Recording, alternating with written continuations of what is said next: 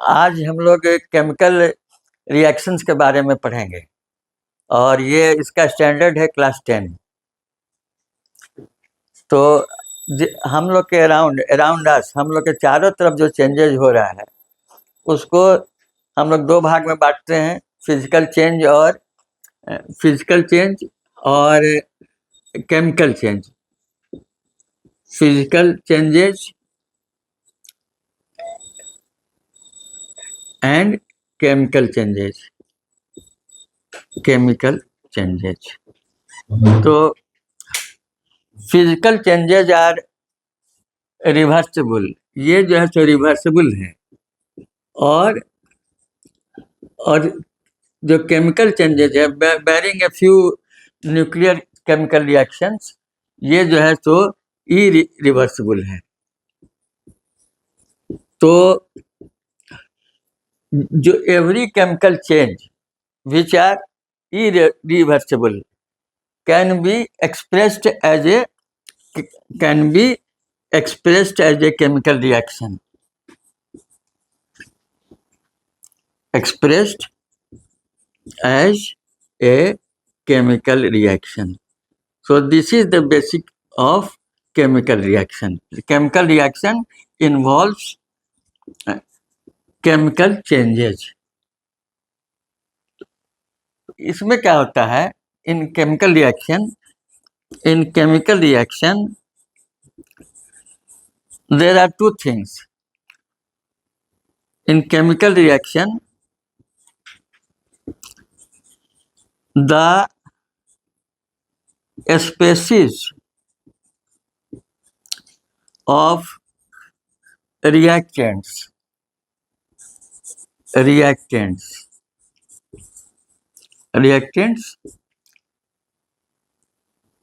which is written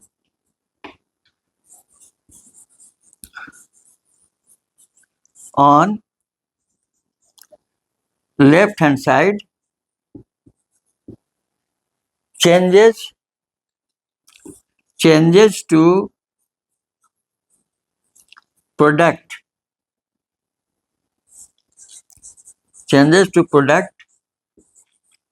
which is written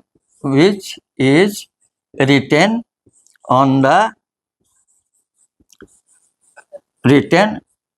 the right hand side. Therefore, reactants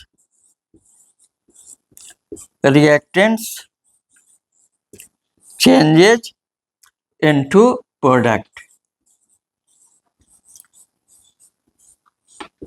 We cannot write like this. It is wrong to write, because product cannot, it is an irreversible reaction, so product cannot change to reactants. Now, depending upon the change in species, there are different types. So, depending upon the method of change in the species, there are 11 types of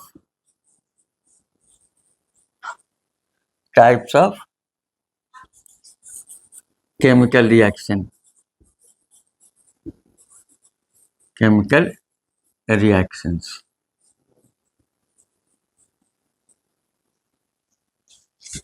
We have to learn about all 11 types. These types are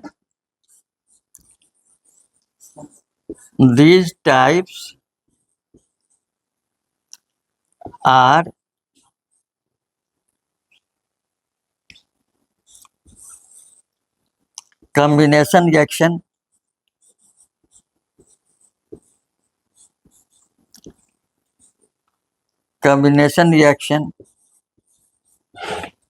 देखे तो नहीं,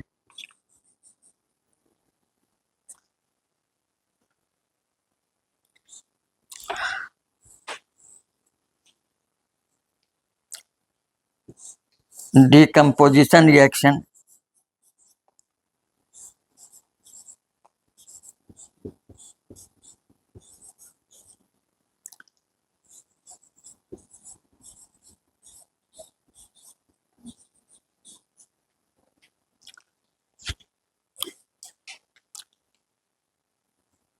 third is displacement reaction.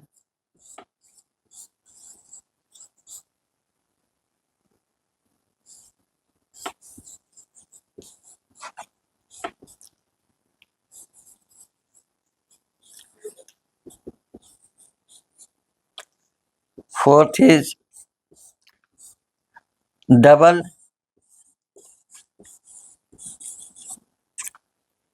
displacement reaction.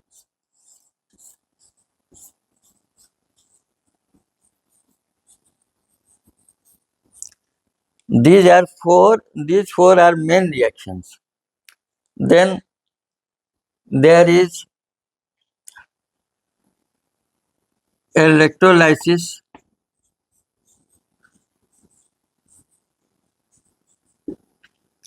photosynthesis, photo photolysis, thermal decomposition,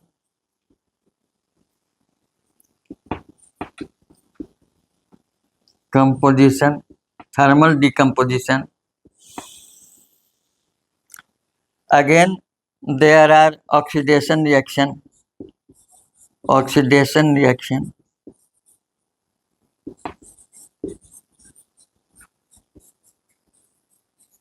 Then reduction reaction.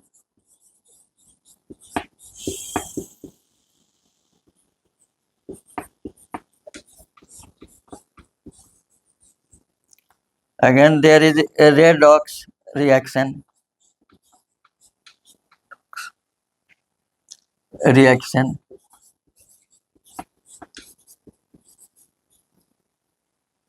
Then there is exothermic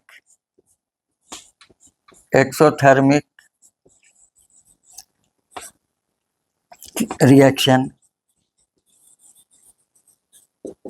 Then there is endothermic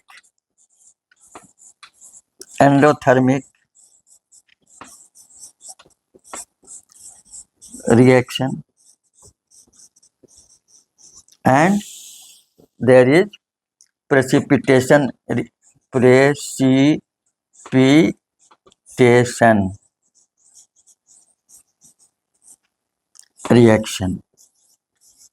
These are the main chemical reactions. This is 5, this is 6, 7, 8, 9, 10, 11, 12, and 13. There is one more chemical reaction, that is chain reaction, which is not in the course. That relates with the nuclear fission and fusion. We have to read in detail. रोज हम लोग तो देखते हैं अपने चारों तरफ की घटनाओं को, जिसमें चेंज होता है, तो उस चेंज को हम लोग दो भाग में बांटते हैं. एक भाग होता है फिजिकल चेंज, जैसे पानी का पानी का भाप बनना. दूसरा होता है केमिकल चेंज. तो केमिकल चेंज में क्या होता है कि वो जो प्रोडक्ट है जो चेंज होता है वो परमानेंटली चेंज हो जाता है. चाहे उसका शेप चेंज हो जाएगा, उसका कलर चेंज हो जाएगा, उसका कंपोजिशन चेंज हो जाएगा, लेकिन जो चेंज होगा वो फिर वापस नहीं आएगा.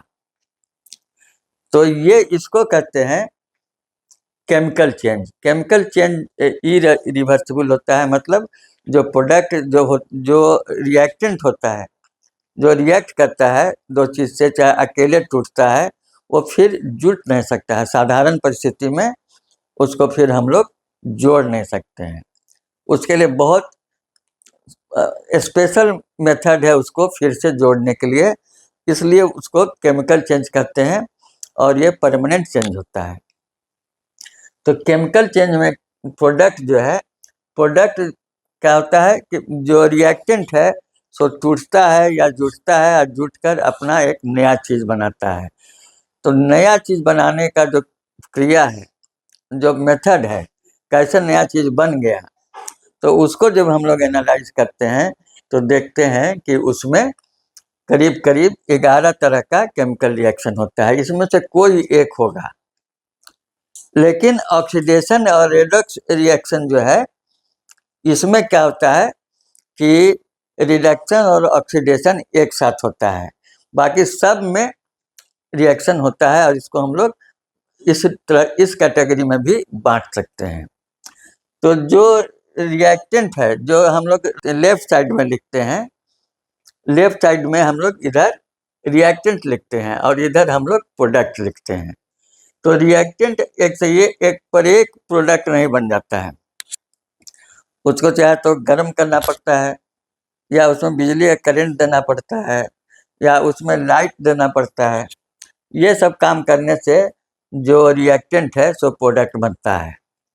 तो उसी के आधार पर जो है सो इलेक्ट्रोलाइसिस है, लाइट के आधार पर अगर होता है तो फोटोसिंथेसिस है, अगर गर्म करने पर ऑक्सीजन जो हॉस्पिटल में जो ऑक्सीजन सप्लाई होता है, तो ऑक्सीजन बनाने का जो प्रक्रिया है उसको कहते हैं, उसमें थर्मल डिकम्पोजिशन होता है।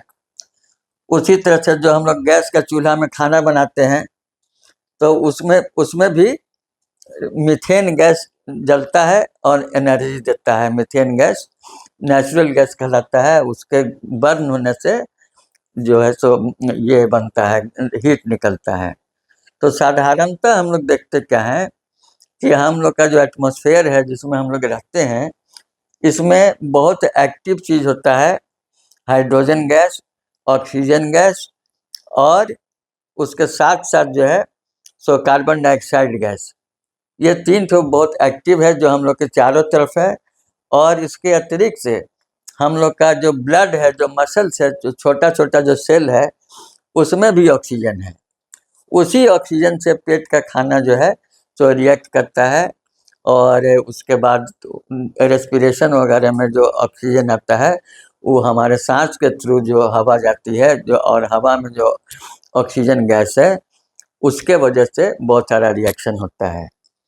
तो जनरली जो रिएक्शन है जो हम लोग लिखते हैं कि ऑक्सीजन प्लस ऑक्सीजन, या कार्बन डाइऑक्साइड, या नाइट्रोजन गैस, या हाइड्रोजन गैस, वो अलग से नहीं देना पड़ता है, वो जो है सो हमारे एटमॉस्फेयर में भी रहता है। और हम लोग अगर खुले में कोई काम करते हैं, जैसे लकड़ी जलाते हैं, लकड़ी का कोयला जलाते हैं, लकड़ी का कोयला कार्बन होता है। जितना हम लोग के आसपास का चीज़ है उसमें आधा में कार्बन है और आधा में कार्बन नहीं है। जिसमें कार्बन है उसको हम लोग कार्बनिक बोलते हैं, और जिसमें कार्बन नहीं है उसको अकार्बनिक बोलते हैं। तो जलने के लिए ज़रूरी है कि उसमें कार्बन होना चाहिए, मतलब कोयला का कोई ना कोई रूप होना चाहिए। जैसे पेपर, छाता, कपड़ा, हम लोग, पेड़ पौधा, लकड़ी, ये सब में कार्बन विराजमान है और ये सब जलता है।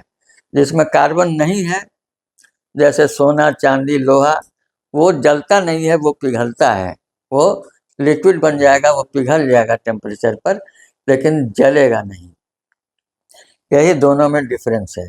तो इसी तरह से हम लोग जो है सो जो केमिकल रिएक्शन है उसको इतना चीज़ में बांटे हैं।